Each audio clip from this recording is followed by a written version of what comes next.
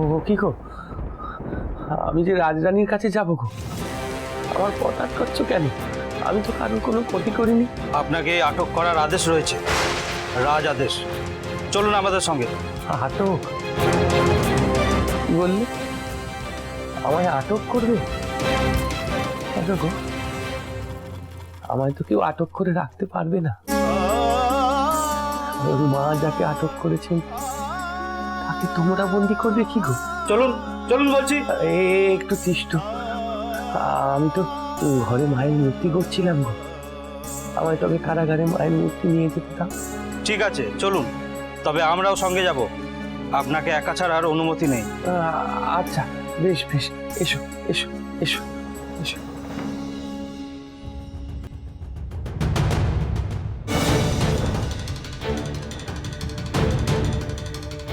রঘুরাজাকে বলো আমি এসেছি, ওনার সাথে জরুরি কথা আছে। আজ্ঞে রাজারানী।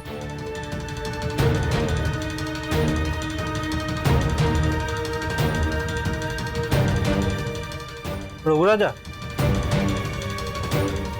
রাজারানী বাইরে দাঁড়িয়ে আছেন, উনি আপনার সাথে দেখা করতে চাইছেন। তাকে আসতে বলো। না না রঘুরাজা, আপনি এখনই দেখা করবেন না।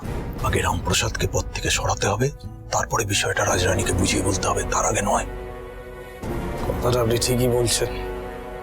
এখন রাজরানী জানতে পারলে অযথা আমাকে হাজারটা প্রশ্ন করবেন, এমনকি রামপ্রসাদের সপক্ষে হয়তো অজস্র যুক্তিও দেবেন। এমনিতেই রাজরানী এসব সাধনা ধর্ম ইত্যাদি প্রতি যথেষ্ট দুর্বল।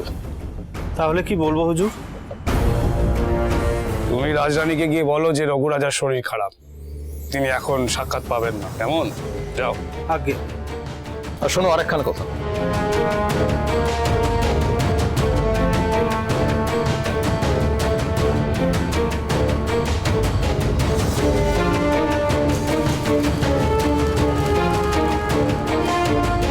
কি হলো? না, রঘুরাজা জানালেন তার শরীর খারাপ, এখন উনি দেখা করতে পারবেন না।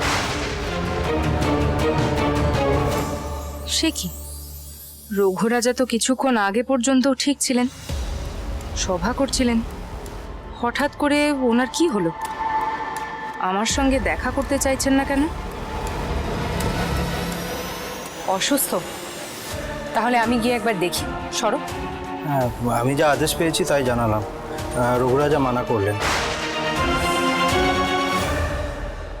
কেমন যেন লাগছে বিষয়টা। আমি কি তবে এমন কিছু করলাম যার জন্য রঘুরাজা মনক্ষুণ্ণ হলেন? আমি তো কি আলোচনা হলো শেষ অবধি তা শুনতেই এসেছিলাম।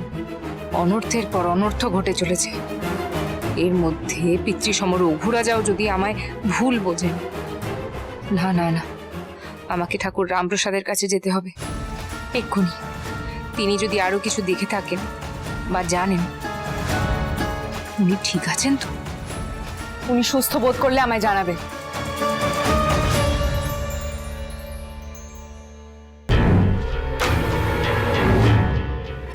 দেখেছেন শেঠজি, রাজারানী কোথায় গেছেন দেখো, এক্ষুনি সময় নষ্ট করো না। দেখো সে যাতে কোনো মতেই রামপ্রসাদের সঙ্গে দেখা করতে না পারে। রাজারানী তাকে খুঁজে পাওয়ার আগেই রামপ্রসাদকে প্রয়োজনে পদ থেকে সরিয়ে দিতে হবে। পদ থেকে সরিয়ে দেওয়ার মানে বুঝেছো তো? বুঝতে যখন পেরেছো তখন আর সময় নষ্ট না করে দ্রুত যাও। কেউ আটকালে বলবে রঘুরাজার আদেশ আছে, কেমন? যাও। যথাজ্ঞা রঘুরানী।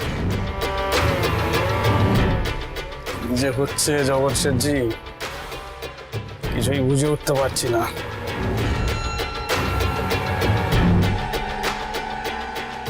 আমি আবারও বলছি, রঘুরাজা দুর্বল হবেন না আপনি। না শেঠজি,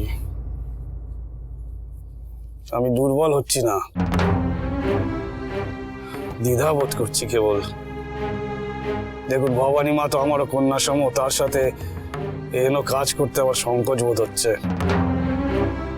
তবে সমস্ত সংকোচ কাটিয়ে যাতে দেশের দশের মঙ্গল হয় সেই কাজই আমরা করব। দেখুন, সিরাজদৌল্লা যদি আপাতভাবে আপন ভোলা রামপ্রসাদকে পাঠিয়ে থাকেন, তাহলে বলতে হবে এ অতি বিচক্ষণ চাল। তিনি রাজরানীর ধর্মীয় বিশ্বাসকে কাজে লাগাতে চাইছেন। কিন্তু আমরা বয়োজ্যেষ্ঠরা থাকতে এখানে অনর্থ কিছুতেই হতে দেব না। তার জন্য যদি কঠিন হতে হয়, হতে হবে, কিছু করার নেই।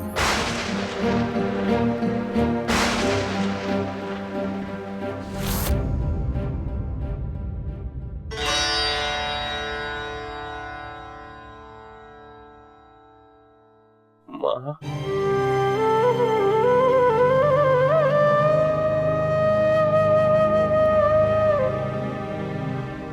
রে,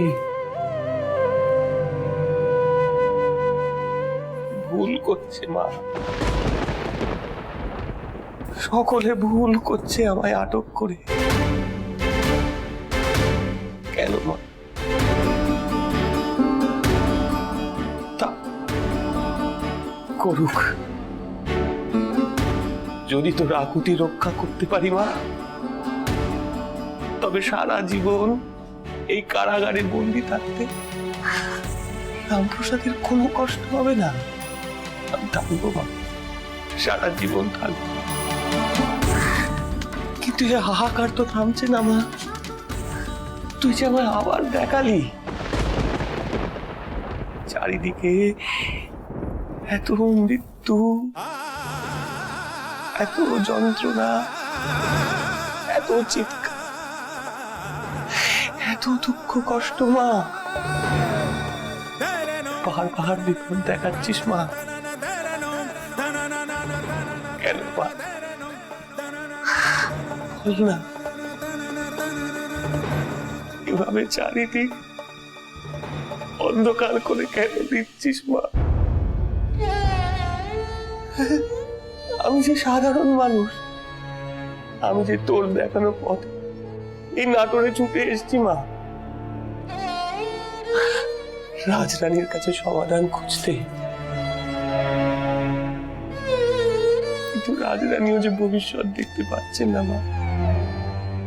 আমি যে আবার রাজরানীর সাথে কথা বলবো সে সুযোগও তো পেলাম না। কারাগারে বন্দি করে দিল মা। রাজরাজেশ্বর